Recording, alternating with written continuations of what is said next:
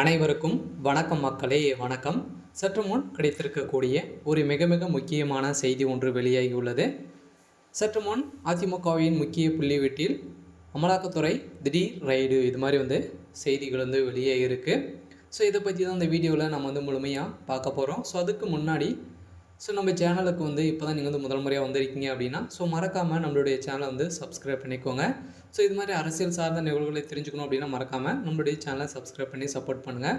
So வாங்க வீடியோக்குள்ளே போகலாம். ஸோ பார்த்தீங்கன்னா அதிமுகவின் முன்னாள் கவுன்சிலர் வீட்டிலேருந்து அதிரடியாக திடீர்னு பார்த்தீங்கன்னா லஞ்ச ஒழிப்புத்துறை அதிரடி ரைடுகள் நடத்தியிருந்தாங்க. இந்த ரைடில் பார்த்தீங்கன்னா இது வரைக்கும் 16,000 கோடி சொத்து மதிப்பு பார்த்தீங்கன்னா அதிரடியாக முடிக்கிற நிலையில் தான் தமிழகத்தில் பெரும் பரபரப்பை ஏற்படுத்தியிருக்கு. ஒரு சாதாரண ஒரு அதிமுகவின் கவுன்சிலர் வீட்லேயே பார்த்திங்கன்னா இவ்வளோ சொத்து மதிப்புகள் இருக்குது அப்படின்னா ஒரு பெரிய புலியாக தான் பார்த்திங்கன்னா இப்போ இருந்துட்டு வரார் இல்லையா. ஸோ அதனால் பார்த்திங்கன்னா இந்த நிலையில் வேலைச்சேரியில் 4 நாட்களாகவே இன்னும் பார்த்திங்கன்னா 4 நாட்களாகவே இவருடைய சம்மந்தப்பட்ட அனைத்து இடங்களிலும் ரைடில் நடத்தியிருக்க நிலையில் தான் 16,000 கோடி சொத்துக்கள் சிக்கியிருக்கு.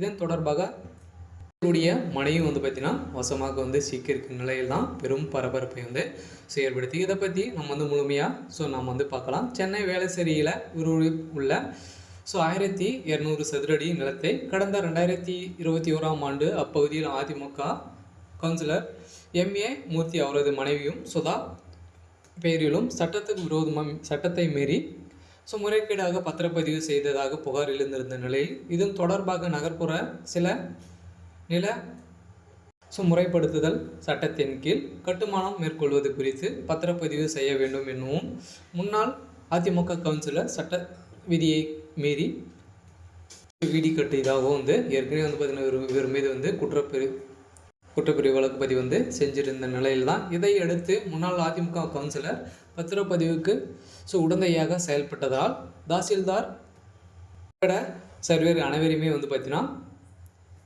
இவர் மிரட்டி வாங்கியதாகவும் ஒரு செய்திகள் வெளியேற நிலையில் தான் உடைய சொத்து மதிப்புகளை பார்த்தீங்கன்னா எக்கச்சக்கமான சொத்து மதிப்புகள் இருக்குது.